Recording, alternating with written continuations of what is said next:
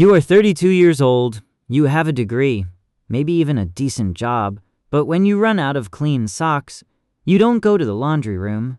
You wait. You wait for the woman who gave birth to notice the empty drawer, to sigh and to solve it. This isn't just laziness. It's a psychological trap called failure to launch, and it is quietly rewiring your brain to stay a child while your body keeps aging. We like to think the modern man-child is just lazy or entitled, that if he got a better job or moved out, he'd suddenly grow up. But psychology suggests the opposite. Moving out doesn't fix the problem if the internal operating system is still running on parental backup. The issue isn't where you sleep. It's that your brain has never learned that actions have consequences. And without consequences, maturity is just a theory. The term failure to launch was popularized by psychologists to describe young adults who remain dependent on their parents well into their late 20s or 30s.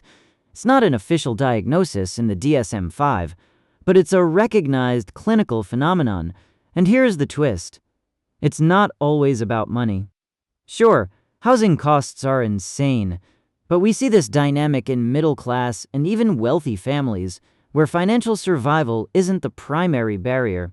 In these cases, the home becomes a social womb. It's an environment that preserves childhood by removing the natural friction of adult life. When you live with parents who still cook, clean, and manage your schedule, you aren't just saving rent. You are outsourcing your autonomy, and the brain, being the efficient, lazy machine it is, adapts. It stops building the neural pathways required for self-regulation because it doesn't need them. Why plan meals if dinner appears? Why budget if the Wi-Fi bill is someone else's problem? This brings us to the neuroscience of consequence. The prefrontal cortex, the part of your brain responsible for long-term planning and impulse control, finishes developing around age 25. But biological maturity isn't the same as functional autonomy. Autonomy is learned through error. It's built when you forget to pay the electric bill and sit in the dark. It's forged when you eat nothing but cereal for a week and realize your body hates you. These small, painful failures teach the brain cause and effect. In the parental home, these consequences are often buffered. If you make a mess, it disappears. If you're late, someone covers for you. This creates a state of learned helplessness disguised as strategic saving. You aren't just staying home to save money.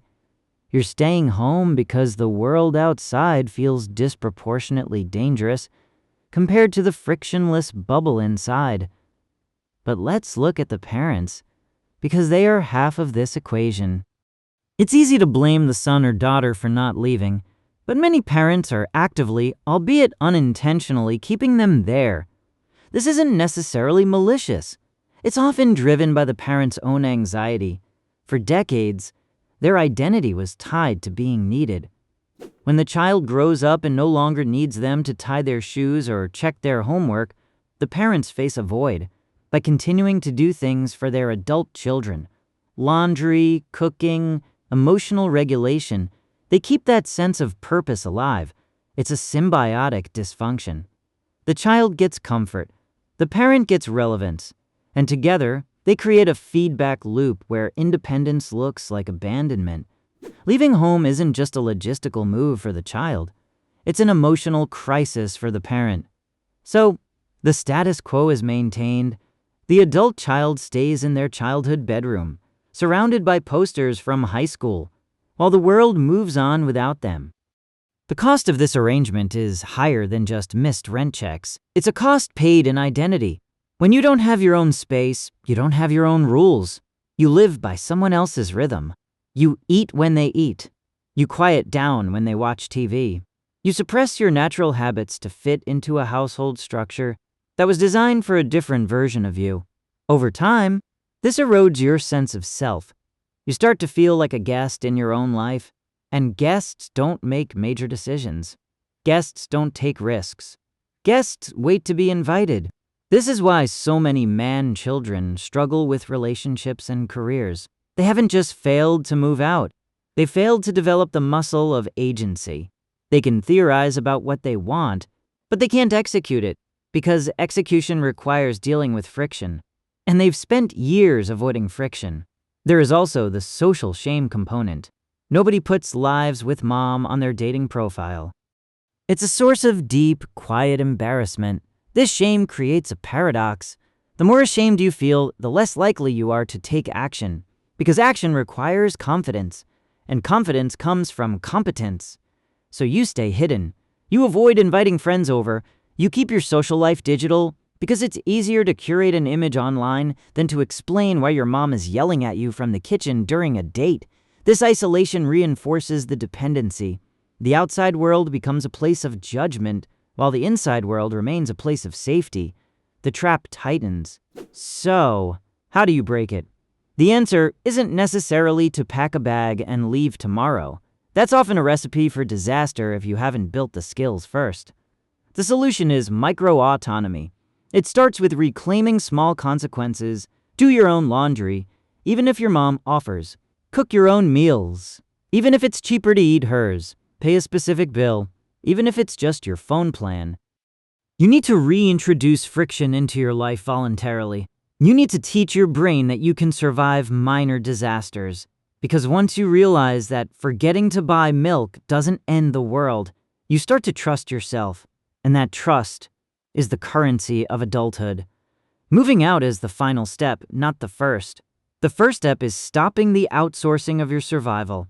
It's looking at that pile of laundry and realizing it's not a chore, it's a test.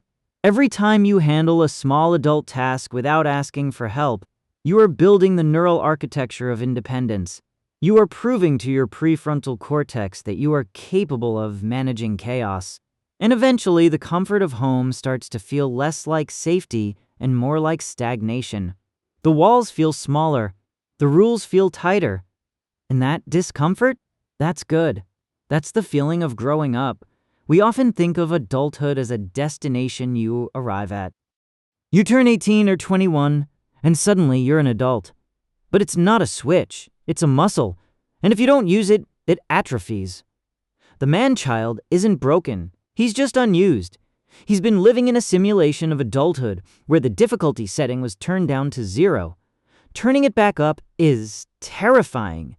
It's messy. You will fail. You will burn toast. You will miss payments. You will feel lonely. But those failures belong to you. And that ownership, however painful, is the only thing that makes you real. So, look at your socks. Look at your fridge. Look at your life. Are you living it, or are you just visiting? The door is open, but you have to walk through it alone. Tell me in the comments if this hits home, and subscribe if you want to keep dissecting these modern traps.